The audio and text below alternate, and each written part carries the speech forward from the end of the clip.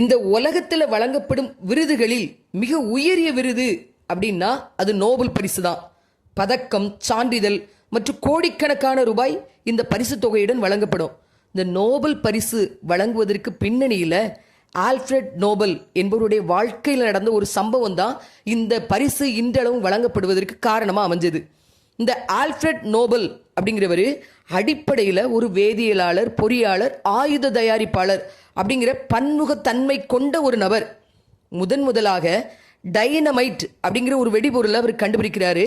350க்கு மேற்பட்ட கண்டுபிடிப்புகளை அவர் கண்டுபிடிச்சிருக்கிறாரு. இதில் பெரும்பாலான கண்டுபிடிப்புகள் இராணுவத்தில் ஆயுதங்களாகவும் வெடிபொருளாகவும் பயன்படுத்தப்படுகிறது. இவர் தான் கண்டுபிடிச்ச கண்டுபிடிப்புகளுக்கு காப்புரிமை பெற்றதின் வாயிலாக கோடிக்கணக்கில் பணம் அவருக்கு கொட்டுது. இவர் கூட பிறந்தவங்க இந்த ஆல்ஃபிரட் நோபலையும் சேர்த்து 3 சகோதரர்கள். அதில் ஒருத்தர் தான் லித்விக். இவர் 1888ஆம் ஆண்டு இந்த லித்விக் இறந்தபோது, லித்விக் இறந்தது தெரியாத ஒரு பிரெஞ்சு செய்தித்தாள் ஒன்று ஆல்ஃபிரட் நோபல் தான் இறந்ததாக நினச்சி மரண வியாபாரி இறப்பு அப்படிங்கிற தலைப்பின் கீழே ஒரு செய்தி வெளியிடுறாங்க. இந்த செய்தியை படித்து பார்க்குறாரு ஆல்ஃபிரட் நோபல். இது தான் படித்தது மட்டும் இல்லாமல் இந்த செய்தியை தன்னுடைய வீட்டு வேலைக்காரிட்டமும் வாஸ்து காட்டுறாரு.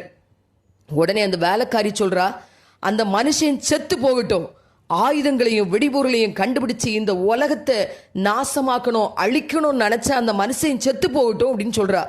அந்த வேலைக்காரிக்கு தெரியாது தன்னுடைய எஜமானன் தான், இந்த வீட்டு எஜமானன் தான் ஆல்ஃபிரட் நோபல் வெடிபொருளை கண்டுபிடிச்சாரு அப்படிங்கிறது தெரியாது. இந்த வேலைக்காரி சொன்னதை கேட்டு நல்ல குலைஞ்சு போகிறாரு நோபல். மரணத்துக்கு பின்னால் நாம் இந்த மனித குலத்தால் நல்ல விதமாக நினைக்கப்பட வேண்டும் அப்படின்னு நினச்சி மனித குல முன்னேற்றத்திற்காக, உலகில் அமைதியை நிலைநாட்டுவதற்காக பாடுபடுற எல்லா மனிதர்களையும் போற்றும் வகையில் அவர்களுக்கு ஒரு பரிசளிக்கணும் அப்படின்னு நினச்சி தன்னுடைய சொத்து முழுவதையும் நோபல் பரிசு வழங்குவதற்காக பயன்படுத்துமாறு உயில் எழுதி வச்சுவிட்டு 1896ஆம் ஆண்டு அவர் இறந்து போயிடுறாரு.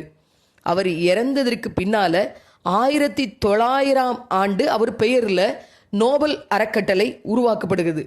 1901ஆம் ஆண்டிலிருந்து இந்த நோபல் பரிசு வழங்கப்பட்டு வருகிறது. உலகில் மனித குல முன்னேற்றத்திற்காக இயற்பியல், வேதியியல், இலக்கியம், மருத்துவம், உயிரியல், அமைதி போன்ற எந்த துறைகளில் யார் தன்னுடைய பங்களிப்பை கொடுத்திருந்தாலும் அவர்களுக்கு நோபல் பரிசு வழங்கப்பட்டு வருகிறது. அமைதியின் தூதுவராகவும் நல்லிணக்கத்தை விரும்புவராகவும் உலக மக்களால் இன்றளவும் நினைக்கப்பட்டு வருகிறார் ஆல்ஃபிரட் நோபல். சில மனிதர்கள் தங்களுடைய செயல்களால் தாங்கள் வாழும்போது மட்டுமல்ல, வாழ்க்கைக்கு பின்னாலும் நினைக்கப்படுகிறார்கள்.